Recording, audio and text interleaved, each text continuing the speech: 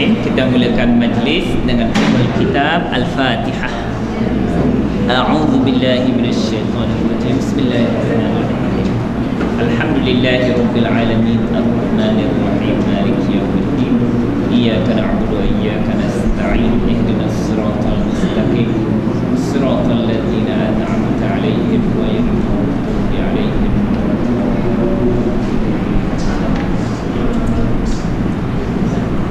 Tuan-tuan dan perempuan ni suka belajar tengah hari ke? Tak suka. Kenapa? Ngantuk. Siapa yang tak suka belajar tengah hari? Katakan. Oh, ramai tak suka.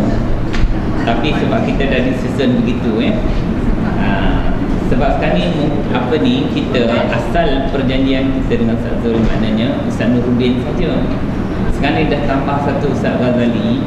Jadi 2 kali. Saya bimbang sebab bila tengah hari ni orang dah tak datang dah. Mungkin sebab dia ada kerja. Kakak selalu tak datang tengah hari. Betul tak? Kakak pergi mana? Masak. Kau kerja. Yelah, kebanyakan tak. Yang ini tak bulan sekali. 2 bulan sekali. Maknanya sebab nanti bila ramai yang tak dapat datang tengah hari, mana dia makin sikit kekerapan dia datang ke kelas, mungkin dia akan berkira-kira lepas tu. Ya? Nanti kami akan cuba bincang dengan Ustaz Zul lah macam mana. Kalau tak dapat pun dia kata 2 bulan sekali. Ada abang kita mencadangkan terus buat pukul 12 4 minggu. Tak suka.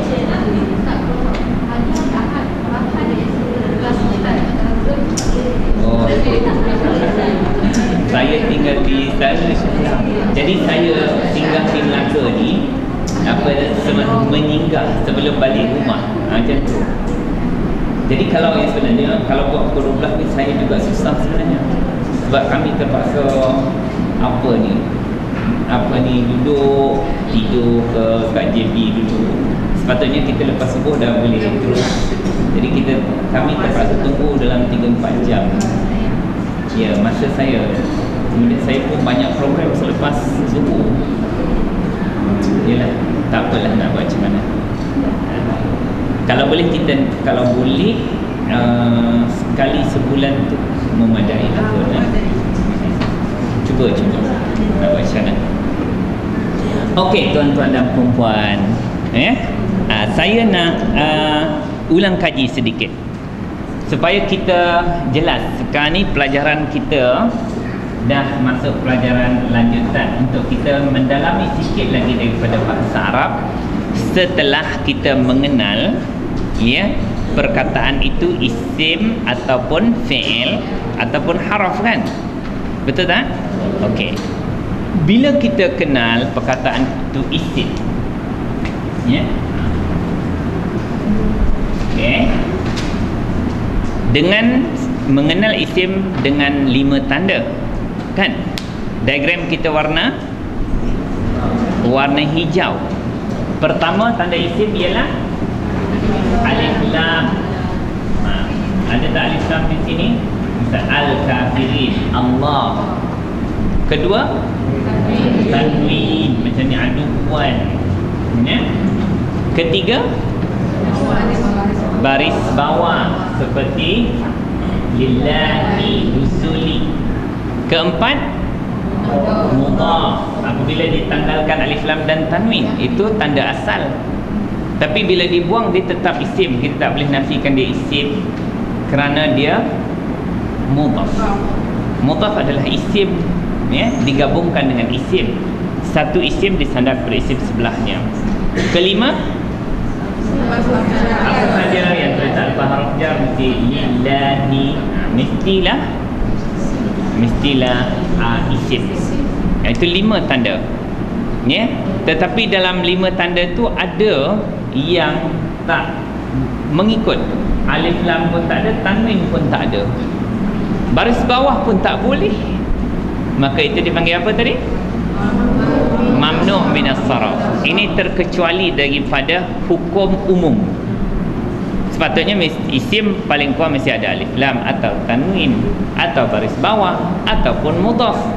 semua tak melekat kat dia. Dia ni ada pantang dia, semua pantang. Baris bawah tak boleh, alif lam tak boleh, tanwin pun tak boleh. Okey. Ada isim yang kita kenal bukan melalui tanda, tetapi kerana dia sangat popular. Itu 6, 7, 8, 9, 10.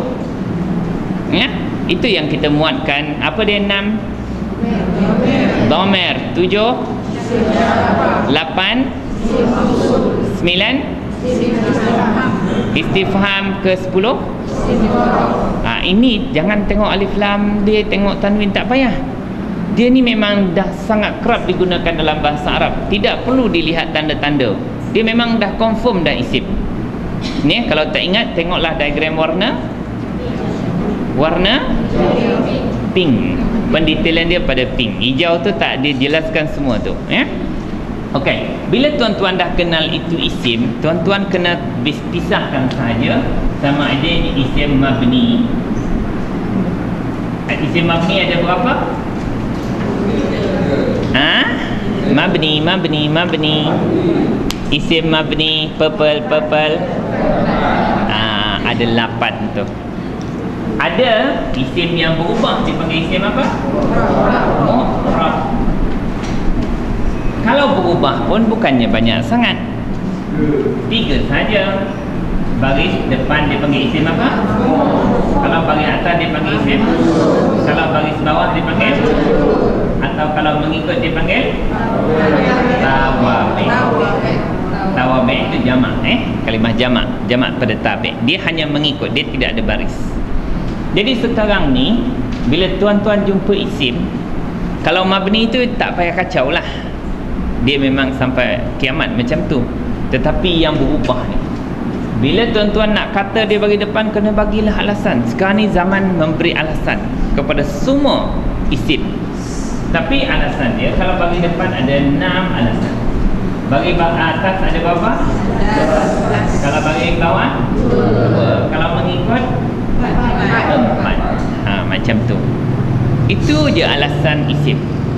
Sebab tu bila kita jumpa man, isim ke fi'il ke harf? Ya? Isim apa? Isim mausul. Isim mausul mabni ke mu'rab? Mabni. Mabni jangan sentuh dah. Dia memang man. Dia takkan jadi manu. Mana tak jadi. Dia man lah sampai kiamat. Okey. Kerana isim ke fi'il? Fi'il lah, jangan kacau. Kita nak isim je. Aduan isim ke fi'il ke harf? Isim. Tanda dia? Tanwin. Sekarang ni kita dah kenal dia isim. Sekarang ni bagi alasan kenapa dia bagi atas. Macam tu. Kita akan tahu dia khabar kana. Ya. Okey, li isim ke fi'il ke harf? Harf, jangan sentuh. Kita nak isim je sekarang ni. Allah isim. Tanda dia? Baris bawah lagi, alif lam lagi, lepas huruf jar. Banyak, lambat-lambat tanda dia. Sekarang bila kita tahu dia isim, tahu tak sebab apa dia bagi bawah? Lepas huruf jar. Dapatlah alasan tu. Kemudian wa isim ke fi'il? Haraf, jangan sentuh. Sekarang ni nak isim je dulu. Malaikati isim. Tanda dia? Baris bawah. Okey, cukup dah. Kenapa dia baris bawah? Mengikut, maka namanya ma'tuf. Tengok kita boleh bagi alasan kan? Okey, hi isim ke fi'il ke haraf? Isim. Isim apa? Dhamer. Dia mabni ke mu'rab? Mabni jangan kacau. Tak payah bincang kalau mabni sebab dia kekal. Wa, okey, haraf. Rusul. Isim. Okey. Kenapa dia bagi bawah? Sebab dia mengikut ma'tuf kan? Okey. Hi dia ma'rab ke mabni? Jangan kacau dia. Wa haraf, tak nak. Jibril isim. Ya, isim kan? Ada alif lam? Tanwin? Baris bawah? Lepas haraf jar? Mudhaf? Macam mana? Inilah mamnu' min as-sarf. Dia isim juga tapi tak ada tanda langsung daripada 5. kebetulan 5 tak sangkut, tak ditambah pula 3 kepantangannya. Sebut kepantangan baru faham. Apa kepantangannya? Alif lam, lagi tanwin dan baris bawah. Sedangkan 3 benda tu adalah tanda paling asas untuk isim, tapi 3 kepantangan dia. Jadi kita kenal juga dia, sebab dia tergolong dalam mamnu' minas saraf. Nanti ada satu bab insya-Allah dalam buku kita bincang mamnu' minas saraf, dan kita datangkan contoh-contoh daripada ayat Quran. Senang dia. Kalau kita tengok lepas haraf jar, mesti baris apa? Kita tengok lepas haraf jar bagi atas tu, dia lah tu. Itu je nak cara mengenal mamnu' minas saraf. Atau apa satu lagi yang baris bawah? Mudhafun ilaih. Kalau kita kenal mudhafun ilaih, sepatutnya bagi bawah, tiba-tiba dia naik ke atas, itu dia punya geng lah tu. Okey, begitu juga mikal. Okey, fa isim ke fi'il? Haraf, tak nak sentuh. Inna haraf lagi, tak nak sentuh. Sekarang ni kita nak bincang isim je. Allah isim, tanda dia alif lam. Okey, bila dah tahu isim, kena tahu kenapa dia bagi bawah, bagi atas. Isim inna. Semua isim tu berbaris bukan saja-saja, tetapi dengan alasan. Sebab itu ilmu tata bahasa Arab diambil daripada bagaimana Allah membariskan ayat-ayat Al-Quran. Aduan isim ke fi'il? Isim, tanda dia tanwin. Ni bagi apa ni? Kenapa? Dia mesti ada sebab dia khabar inna. Dia tetap isim, cumanya dia bagi depannya bagi alasan, bagi bawahnya mesti ada alasan. Okey, li tak nak kacau. Al-kafirin isim ke fi'il? Isim, tanda dia alif lam sebenar. Al-kafirin lagi lepas haraf jar. Lepas haraf jar, ini bagi bawah ke depan ke atas ni? Kenapa dia bagi bawah? Lepas haraf jar. Apa tanda bagi bawah dia? Habis, selesai. Semua isim yang kita jumpa, semua kita dapat bagi alasan. Senang tak? Senang. Senang je.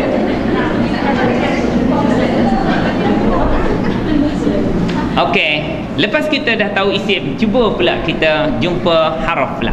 Haraf. Bila kita jumpa haraf, haraf ni bukan melalui tanda, tetapi kita kena kenal dia. Antaranya yang kita sudah perangkap ialah haraf popular. Haraf yang popular. Haraf ni berubah tak? Tak. Semua haraf mabni. Jangan risau. Tetapi bila tuan-tuan tahu dia haraf, kena tahu dia haraf apa. Kerana namanya akan dibagi kerana fungsi dia. Misal kata kita jumpa apa ni? Ni bukan haraf li. Haraf apa tu? Jar. Kenapa dinamakan jar? Kerana fungsinya membaris bawahkan isim. Sebab tu dipanggil jar. Ni haraf ataf. Dinamakan ataf kerana fungsinya menyambung. Kena tahu bila haraf, kena tahu fungsi. Kadang-kadang fungsi ni disebut dua. Ada dari segi fungsi makna, yang menyambung tu makna. Tetapi satu lagi dari segi fungsi baris, dia bekerja. Lepas dia mesti baris apa? Lepas ni baris apa? Lepas haraf ataf mesti baris apa? Lepas haraf ataf mesti baris apa? Okey, lepas haraf jar mesti baris apa? Okey, lepas haraf ataf baris apa? Mengikut. Bukan baris bawah. Mesti baris dia ngikut sebelum tu. Makna dia kita kena tahu kalau boleh fungsi makna dan fungsi baris dia. Okey. Jumpa lagi. Mana haraf lagi? Wah, dah jumpa tadi haraf ataf. Ataf. Jumpa ni fa. Haraf apa tu? Jawab. Dia dinamakan jawab. Kenapa? Dia fungsi dia lepas dia nak melengkapkan ayat yang tergantung tadi. Jumpa inna. Haraf ke? Haraf. Haraf apa? Taukid tu dari segi fungsi makna. Apa makna taukid? Menegaskan. Kalau dari segi baris dipanggil membaris ataskan isim selepas dia, maka dia panggil nasab. Sebab tu dia akan sebut fungsi taukid dan nasab, kerana menyentuh fungsi makna dan fungsi baris. Ada lagi tak? Haraf li, haraf apa? Jar. Dengan dia nama jar kerana fungsi dia. Senang kan? Senang tak? Senang. Senang. Sebab kita jumpa haraf, sebab itulah kita kena kuasai haraf ni. Ya, kalau kita kuasai haraf, dia mewakili banyak ayat Quran. Lepas tu tahu fungsi dia pula, alahai. Ya, bertambah mudahlah pelajaran kita bahasa Arab. Lepas tu kita jumpa fi'il pula. Satu lagi. Sebab setiap perkataan tidak akan lari daripada isim, fi'il atau haraf. Kita dah bincang isim, kita bincang haraf. Haraf bila kita tengok mesti nampak, tahu dia haraf apa. Kerana bila kita tahu maknanya, kita tahu itu fungsi dia. Kerana nama diberi kepada haraf tu kerana fungsi. Ya? Fi'il pula lagi senang. Fi'il terbahagi kepada 3. Asalnya 3 Pertama madhi. Bila madhi itu guna diagram warna apa? Kuning. Jalankan kuning tu, selamatlah dunia dan akhirat. Ya? Cumanya pattern yang digunakan kerap dalam Quran ada berapa pattern? Ada 12 pattern. Sebab itulah kita namakan sifir 12, 1 sampai 12. So, siapa nak kenal fi'il madhi, ada 12 pattern. Tetapi yang itu bukan semua. Kalau nak ikut pattern dia banyak lagi, sampai 24, ada kata 25, 26. Ya, tapi cukup dah dengan 12 pattern ni. Tuan-tuan melihat ayat Quran sudah terkumpul di situ. Biasanya tak lari ayat Quran daripada 12 pattern ni. Kalau lari 1-2 je. Ya. Senang tak? Senang kan? Ikut je pattern dia tu. Jadi kalau jumpa fi'il madhi dah, jangan risau dah. Sebab apa? Fi'il madhi ni hukum dia mabni. Mabni, tak akan berubah dah. Kalau kita dapat katab tu, apa makna katab tu? Aku telah menulis. Sampai kiamat katab tu. Masuklah siapa-siapa, dia tak akan peduli siapa-siapa yang masuk kepada dia, dia kekal begitu. Satu lagi yang mabni, fi'il apa? Fi'il amar. Tuan-tuan tengok ya fi'il amar tu, ya, dia tak akan berubah sampai kiamat. Ya, kena sebut sampai kiamat ni. Sebab sebab tak payah fikir dah. Ya, kita kalau nak belajar fi'il yang berubah-ubah tu hanya fi'il mudhari sahaja, dengan merujuk kepada, ya, inilah dipanggil, dua ni dipanggil fi'il mabni, yang ini dipanggil mu'rab kerana dia boleh berubah dia pun bukan susah tuan-tuan. Kalau tengok diagram warna purple, kalau fi'il mudhari' itu tidak, jangan kita diganggu dulu lah, senang. Kalau diganggu oleh haraf nasab, ada haraf nasab masuk. Haraf nasab, apa makna nasab? Membaris ataskan. Kalau haraf nasab dalam fi'il mudhari' dipanggil fi'il mudhari' apa? Mansub. Tengok bahagian fi'il. Jumpa tak? Fi'il yang mu'rab, fi'il mudhari' mansub. Mansub tu maknanya fi'il mudhari' mansub, tengah-tengah iaitu fi'il mudhari' yang didahului oleh haraf nasab. Itu an, lan, idan, kai, li, hatta, fa, sababiyah itu. Kalau fi'il mudhari' itu dimasuki oleh haraf jazam, maka fi'il mudhari' itu dipanggil apa? Fi'il mudhari' majzum. Apa makna majzum? Yang dimatikan. dimatikan baris kerana ada haraf jazam. Jumpa tak sebelah kiri fi'il mudhari' majzum? Tengoklah, kena kenal haraf jazam, dia masuk akan berfungsi. Tapi kalau fi'il mudhari' tidak dikacau oleh haraf nasab ataupun haraf jazam, maka dia panggil apa? Marfu', sebab tak diganggu. Kalau yaktubu, bila masuk an saja contoh haraf nasab, dia jadi an yaktuba. Bila masuk saja misalnya lam haraf jazam, dia jadi lam yaktub, mati. Itulah, itu ya dunia Arab, ya. Dalam dunia Arab ni begitu saja. Habis ini fi'il yang berubah hanya fi'il mudhari' saja. Itulah kesimpulan dia bahasa Arab. Senang kan? Senang. Senang-senang janganlah melopong pula. Siapa melopong meragukan saya. Okey, kita sambung ayat yang ke seterusnya. Ayat ke berapa?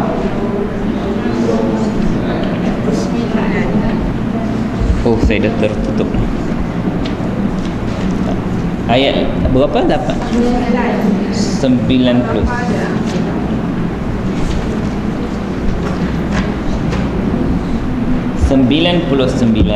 Okey.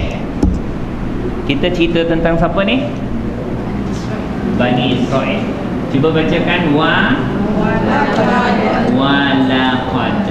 Mari kita terus walaqad, Okey, wa mana apa? Dan haraf ke isim? Haraf apa? Kalau memulakan ayat istinaf. Dinamakan istinaf kenapa? Sebab memulakan ayat. Okey, dia dinamakan tu kerana fungsi dia. La mana apa?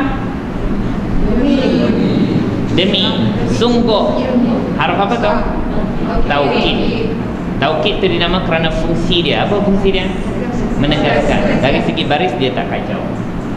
Di mana dia tak ada fungsi membariskan. Qad makna apa? Haraf apa tu? Haraf taukid. Fungsi dia jadi haraf taukid sekiranya qad masuk dalam fi'il. Tak ada belajar lagi ya ke? Dah belajar fi'il madhi tuan-tuan saya. Kalau kita jumpa qad, saya kata qad sallaitu. Fi'il apa tu? Tu madhi. Apa dhamir dia? Tu ana sallaitu maknanya aku telah salat, aku telah bersembahyang fi al-masjid. Ini haraf apa dipanggil ni? Taukid. Kerana dia masuk dalam fi'il apa ni? Madhi. Fi'il madhi. Dia jadi taukid. Kalau fi'il mudhari' aku sembahyang bunyi macam mana? Tiap-tiap hari lah tuan-tuan menyebutnya. Usalli fardhu zuhri 4 raka'atin. Usalli. Kalau saya kata qad usalli, fi'il apa tu? Fi'il mudhari'. Maka bila dia masuk dalam fi'il mudhari', dia terus jadi makna kadang-kadang. Kadang-kadang. Tufidut tashkik, dia panggil ragu-ragu. Maknanya tak pasti. Qad usalli fil masjid maknanya kadang-kadang aku sembahyang kat masjid. Maknanya mungkin banyak kadang-kadang tak sembahyang kat masjid. Banyak kadang ni. Kadang-kadang saja. Maka dia tidak menunjukkan taukid, tetapi dia menunjukkan ragu, menunjukkan kadang-kadang. Tak apalah, tulis Melayu lah, kadang-kadang maknanya. Ini baru makna sesungguhnya. Jadi tuan-tuan jangan cepat kata qad tu taukid, kecuali tuan-tuan dan perempuan dapat pastikan selepas dia adalah fi'il apa? Madhi. Apa fi'il madhi ke? Mudhari' lepas dia. Anzalna. Anzalna isim ke fi'il ke haraf? Isim. Fi'il. Tapi dalam surat khabar tu isim. Yang satu pelakon nama Anzalna tu tahu tak? Tahu? Bagusnya orang Melaka ni. Ustaz dia tak bagus. Abang tahu bang? Anzalna? Ada pelakon Anzalna? Ada. Kakak bagus sungguh lah. Baca kitab je kakak ni ya. Aduh, bagus ya. Ustaz ni banyak dah maklumat masuk. Tapi tak bagus sangat baca tu ya. Dia biasa artis-artis ni gosip. Ini yang merosakkan orang Melayu. Kacau kepala orang Melayu ni, kerana selalu suka sangat mengikuti perkembangan artis. Dia bercerai pun dia ikut, dia bergaduh, dia berkahwin, dia bertunang, berapa hantaran 9999 pun dihafalnya. Ini yang kepala orang Melayu jadi rusak kerana dia membaca perkara-perkara yang tak bagi manfaat langsung pada diri dia. Buat dia mengigau boleh lah. Betul tak dik? Baca banyak-banyak mengigau. Okey. Balaqad seterusnya Anzalna. Saya nak tanya tadi tu. Anzalna fi'il madhi ke atau isim? Kalau dalam Quran semua anzalna adalah fi'il Kalau dalam apa tu? Kalau dalam paper tu itu isim. Nama orang. Anzalna fi'il apa tu? Fi'il madhi. Kalau buah bunyi macam mana? Buanglah na akan jadi anzala. Anzala. Dia adalah fi'il madhi sifar 2. Macam mana sifar 2 berbunyi? Af'ala. Af'ala. Betul tak? Sifar. Tengok sifar 2 fi'il madhi itu pattern dia. Af'ala, anzala. Dia ada memberi makna. Kalau buang alif dia jadi apa? Nazala. Nazala dia telah turun. Turun saja. Kalau nazala, kalau 3 huruf turun tangga semua tu. Kalau anzala, menurunkan. Dia ada sedikit perbezaan jugalah antara anzala dengan nazala. Okey, tak apalah. Sekarang ni menurunkan. Cuba jalankan fi'il madhi ni. Wa anzala. Huma. Hum. Hiya. Huma. Anzalata. Kunna anzalna. Anta. Antuma. Antum. Anti. Antuma. Antunna. Ana. Nahnu. Nampak apa makna anzalna? Kami telah menurunkan. Okey, pertama fi'il apa? Fi'il madhi. Pattern sifar apa?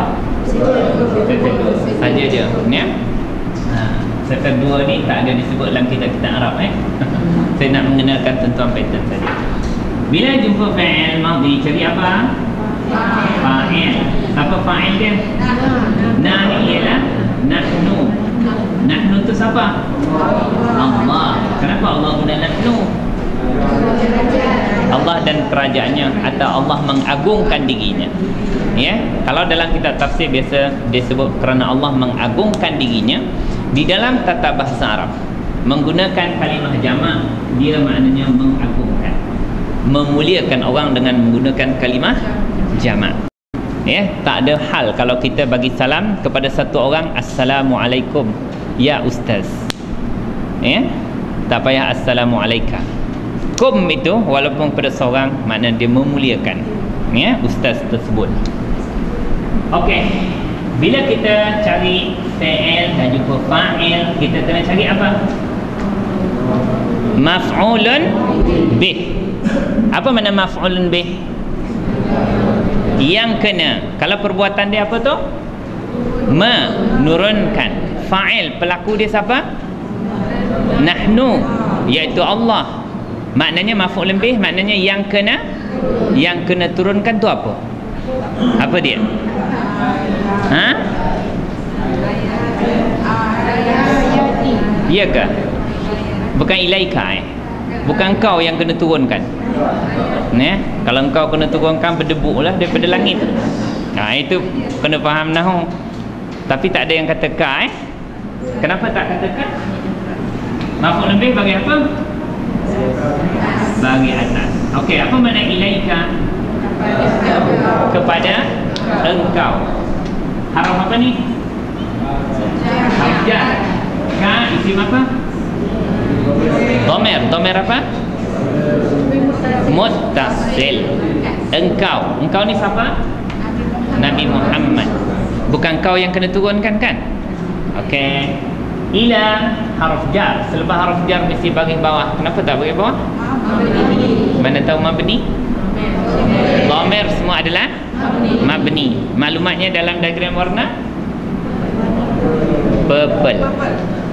Tak percaya tengok isim mabni diagram warna purple. Ada tak? Ya, ada. Ada. Dhamir nombor berapa? Nombor 1. Betul. Habis dah ada maf'ul bih belum? Belum. Persoalannya maf'ul bih bagi apa? Bagi atas. Betul tak? Kalau tak percaya rujuk diagram warna apa? Purple. Cuba tengok isim mansub. Isim bagi atas. Ada tak maf'ul bih?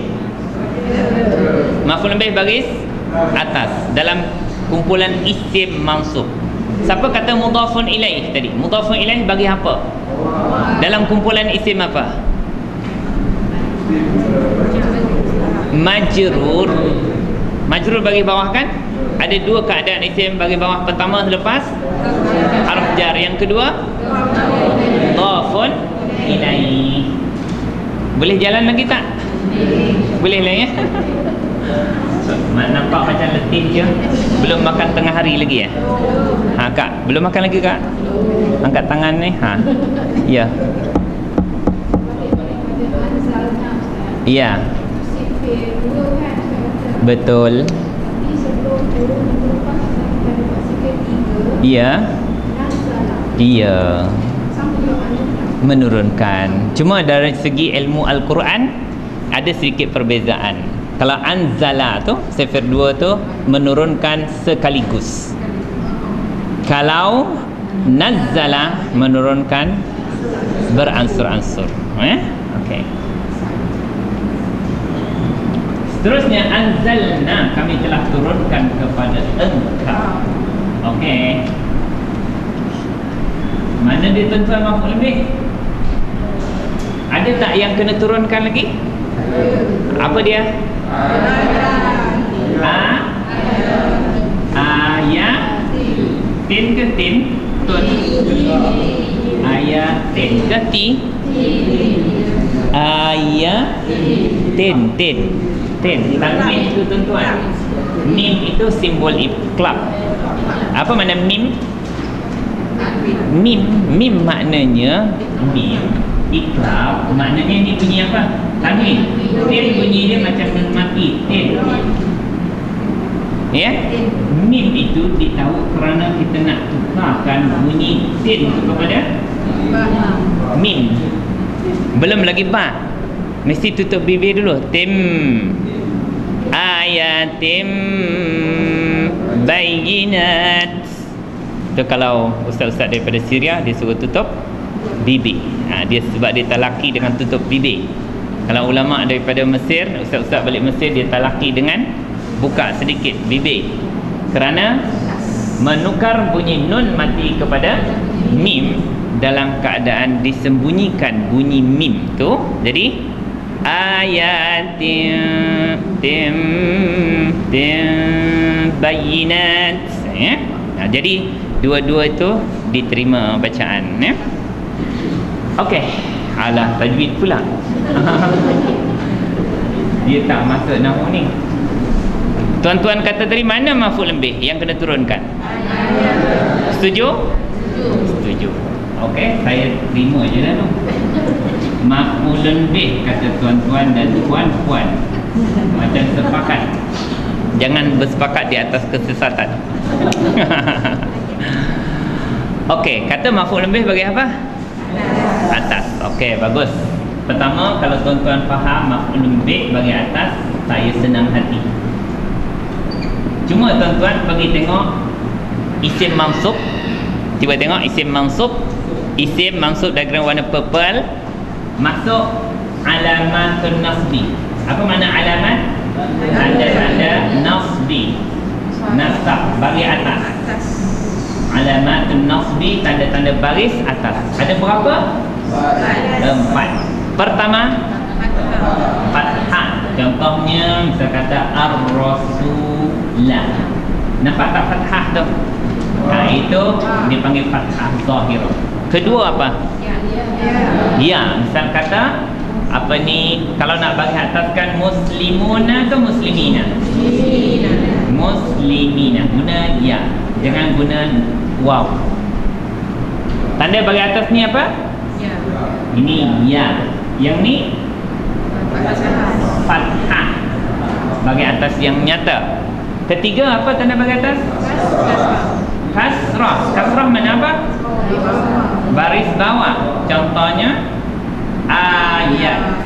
Ayat ada berapa baris dia? Okey, satu ayat disebut ayat. Ayatun bagi depan. Kalau bagi bawah ayatin. Kalau bagi atas ayatan. Ada. Kalau satu adalah itu fathah. Kalau dua ayat ayatani, itu mauke bagi depan. Kalau nak bagi bawah ayataini. Guna ya tu, jangan guna yang alif tu. Kemudian jamak kepada ayah ialah ayat, ayatun ataupun ayatin. Bagi depankan macam mana? Ayatun. Cuba bariskan di bawah ayatin. Cuba bagi ke atas ayat. Tak ada bagi atas kak. Tolong jangan tidur. Masalahnya dia tidak ada bagi atas. Kata maf'ul lebih bagi apa tadi? Bagi atas kan, tuan-tuan kata bagi atas maf'ul lebih. Tetapi perkataan ini tidak wujud bagi atas. Maka kita bariskan atas dengan bawah. Maka inilah dipanggil baris atas dengan bawah apa? Kasrah. Kena tahu dia punya latar belakang cerita dia. Jangan cepat nak menuduh. Ni ustaz bagi atas ni. Bagi atas ustaz. Jangan marah dulu jangan nak marah. Kata bagi atas tapi bagi bawah. Bagi atas dengan bagi bawah. Pening kepala saya. Ya, kena tahu latar belakang cerita. Jamak muannas salim tidak ada baris atas. Sejak tadika kita ajar. Ya, cuba tengok diagram warna hijau. Tak pernah kita bariskan ayatan. Jamak, untuk jamak bukan untuk mufrad. Boleh tak? Jangan usik kepala. Tidak dibenarkan untuk gosok-gosok kepala. Tidak dibenarkan untuk berkerut-kerut dahi. Tenang-tenang saja semua. Inilah sebab itu tuan-tuan layak menyatakan dia maf'ulun bih. Maf'ulun bih bagi apa? Atas. Tetapi perkataan ini memang tidak pernah wujud bagi atas sejak dahulu kala. Sampailah ke bila-bila masa.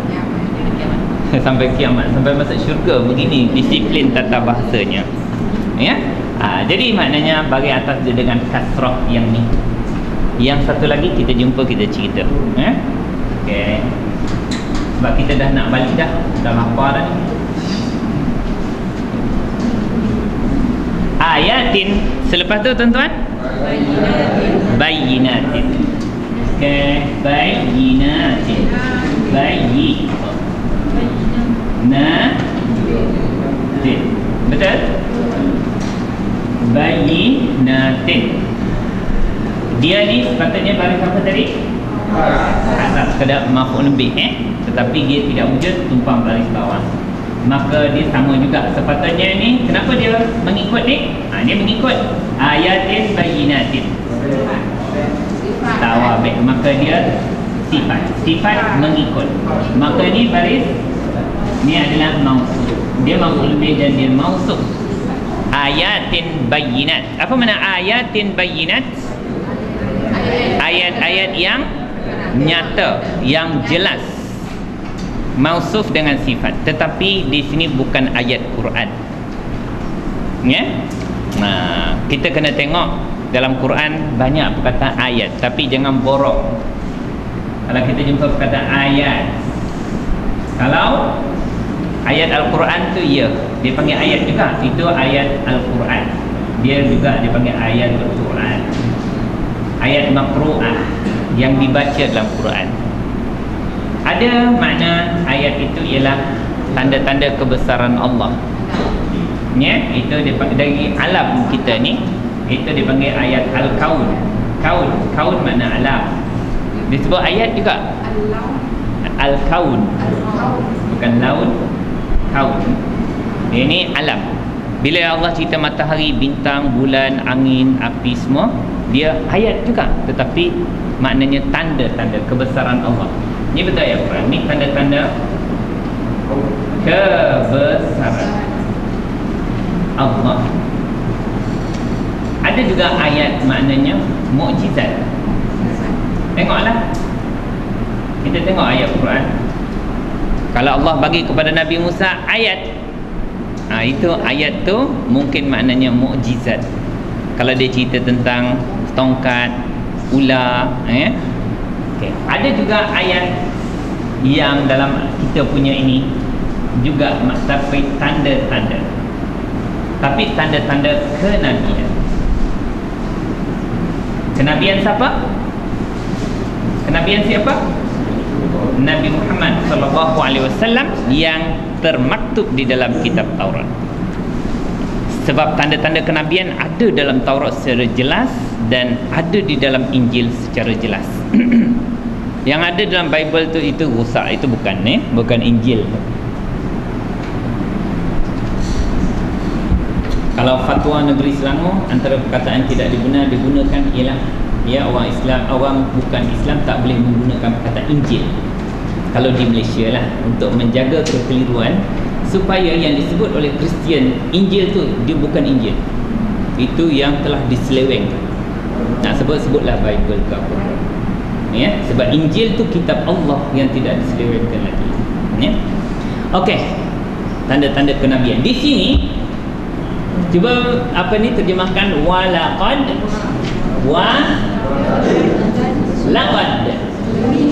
demi sesungguhnya anzalna ilaika kepada engkau tu siapa? Nabi Muhammad. Ya, bayyina ayatin, tanda-tanda bayyinatin yang nyata, ya. Kami telah turunkan kepada engkau wahai Muhammad tanda-tanda yang nyata kepada kenabian engkau, ya. Lepas tu apa ayat dia? Okey. Ini tanda apa ni? Qad lamnya. Nak berhenti boleh tak? Boleh. Tetapi kalau sambung lebih baik. Ini ayat ni diturunkan kerana datang seorang Yahudi kepada Nabi, ya. Dia kata, ya, tak ada satu tanda pun pada engkau ni Muhammad menunjukkan engkau Nabi, ya. Dia kata, okey. Dia kata majitana bi syai'in na'rifu. Kami tak mengenal pun satu tanda pada engkau, ya. Dan Allah tak bagi satu pun tanda pada engkau bahawa kau Nabi. Dia ni memang penipu besar, ya. Dalam Taurat melambat-lambat dah. Cukup dah bapa nenek moyang mereka tu berhijrah ke Madinah tu sebab nak cari Nabi, ya. Tapi dia kata macam tu statement dia. Lalu Allah sendiri jawab, demi sesungguhnya kami telah turunkan kepada engkau wahai Muhammad tanda-tanda kenabian yang begitu jelas, ya. Sekali tengok ya boleh dah. Macam kisah Salman Al-Farisi, dia berdasarkan kepada kitab Injil. Dia kenal Nabi, Nabi tak terima sedekah, Nabi terima hadiah, dan di belakang Nabi itu ada khatamun nubuwah. Dengan tu cukup dah dia tahu Nabi. Abdullah bin Salam, dia kata kami kenal Nabi ni lebih daripada kenal anak kami sendiri. Abdullah bin Salam ni seorang pendeta Yahudi yang masuk Islam, beriman. Ya, ini sangat dihormati oleh orang Yahudi. Ya. Orang Yahudi kalau sebut Abdullah bin Salam, ini kami punya pemimpin, ya. Tapi satu kali dia peluk Islam. Abdullah bin Salam masuk dalam bilik. Tanya orang Yahudi, mai sini. Dia kata, apa pendapat kamu tentang Abdullah bin Salam? Dia, itu tuan guru kami, itu orang alim kami, orang soleh kami sangat menghormati dia. Selesai dia orang cakap tu, Abdullah pun melompat keluar. Ya, asyhadu an la ilaha illallah wa asyhadu anna Muhammad Rasulullah. Tak, dia kata ini musuh kami, orang yang paling jahil, paling jahat sekali. Dalam masa beberapa minit dia terbalikkan statement. Ya. Dia memang, inilah perangai mereka. Jadi Allah terpaksa menggunakan berapa kata penegas di sini? 2. Kerana berhadapan dengan Yahudi, dia boleh qad, la dengan qad. Ya, haraf ni dalam ilmu balaghah, dalam ilmu sastra Arab, bila 2 kata penegas ni bermakna berhadapan dengan orang yang ingkar, ragu, tak percaya. Dengan senang dia kata, tak ada satu pun tanda kau ni Muhammad yang kami kenal dalam kitab kami bahawa kau ni Nabi. Membohong besar. Allah jawab sendiri, ya. Okey, seterusnya dia kata apa? Wa apa tu? Atau sebab sambung, Lepas tu mana ma? Tiada, mana tahu? Wah, ada pernah saya ajar, Ada saya ajar, Siapa ajar? Bila ada ma, ada ilah, jadi tidak. Adakah saya ajar? Wah, bagus, kakak ni belajar mana ni? Saya nak cerita dah habis modal. Kalau tuan-tuan jumpa ma dalam satu perkataan, dalam satu ayat, lepas tu jumpa ilah, makna ma di situ mesti makna tidak. Kalau tuan-tuan jumpa in ana illa nadhirum mubin, in ni bukan makna jika, itu makna tidak. Hal yuhlaku illa alqaumul fasiqun, hal makna apa? Adakah? Tapi kalau jumpa illa, semua makna tidak. Ya. Jadi kalau jumpa apakah, annaka, begitu. Bila jumpa illa, semua ini makna-makna sebelum ini tidak boleh diterima. Apa yang tak boleh, in, jika, adakah, bagaimana, semua tidak diterima kecuali diubah kepada makna tidak. Boleh? Faham makna ni? Bahasa orang muda, SMS, untuk jimatkan duit. Makna tidak, ini semua akan memberi makna tidak, sebab ada illa. Wa ma yakfuru, ma makna yakfuru? Ia kufur. Fi'il apa ni? Fi'il mudhari. Fi'il mudhari. Mudhari. Kalau mudhari kena cari apa? Fa'il. Fa'il dia nanti cermat-cermat lah, tengok ada ke tak. Wa ma yakfuru biha. Apa makna biha? Bi makna apa? Ha? Nya tu apa? Ya, tanda-tanda kenabian Nabi. Tidak ada yang kufur, yang mengingkari dengan ataupun terhadapnya, iaitu tanda-tanda kenabian, illa malaikat. Betul? Al-fasiqun. Apa makna fasiqun? Orang-orang yang fasik. Fasik di sini maknanya apa? 90 berapa ni? 99. Kalau di sini al-fasiqah al-kharijuna an amrillah, yang keluar daripada arahan Allah Ta'ala. Sebab Allah dah perintahkan ikut Nabi ni seperti mana yang ada dalam Taurat. Ni, al-fasiqun makna orang-orang yang fasik, yang melanggar perintah Allah Subhanahu wa Ta'ala. Okey tuan-tuan, Tuan-tuan dah jumpa fa'il lam? Wa ma yakfuru biha, tidaklah dia kufur. Dia tu siapa? Apa mana fa'il dia? Huwa tu siapa? Ni yang sebenarnya ni lah fa'il dia. Fa'il bagi apa? Bagi depan. Tanda bagi depan apa ni? Wow. Kita tak guna fasikin. Fasikin bagi bawah atau baris atas. Macam mana? Kalau tuan-tuan susah nak faham itu fa'il, buang ma. Buang illa. Yakfuru. Ia kufur. Siapa yang kufur? Orang fasik itu, maknanya kalau sebut fa'il dulu, orang fasik itu kufur terhadapnya, iaitu terhadap apa tu? Tanda-tanda kenabian. Ya. Tapi ayat ni dalam bahasa Arab, dalam sastra Arab ini, dia membataskan menjadi ayat itu lebih tegas dan lebih khusus. Tidak ada yang kufur kepadanya, yang tidak percaya kepada tanda-tanda kenabian Rasulullah, melainkan orang fasik. Jadi bila terkena tu memang fasik clear. Ya? Tidak ada orang yang menafikan, yang tidak percaya kepada tanda-tanda kenabian Rasulullah itu, melainkan orang tu fasik. Mesti dia langgar perintah Allah. Confirm macam tu. Kalau dia kata yakfuru bihal fasikun, itu ayat tu longgar macam tu. Tapi ini ayat ni ketat. Jadi ringkas dan padat dan tak boleh lari dah. Kufur satu je tanda kenabian dia, tu orang fasik lah. Mesti dia langgar perintah Allah yang ada di dalam kitab Taurat. Maknanya orang Yahudi ni akan sentiasalah terperangkap dengan jawapan-jawapan Allah Subhanahu wa taala terhadap jenayah mereka. Tidak percaya kepada Nabi. Subhanakallahumma wa bihamdika asyhadu an la ilaha illa anta astaghfiruka wa atubu ilaik. Wal 'asri illa alladhina amanu wa 'amilus solihati wa tawasaw bis sabr.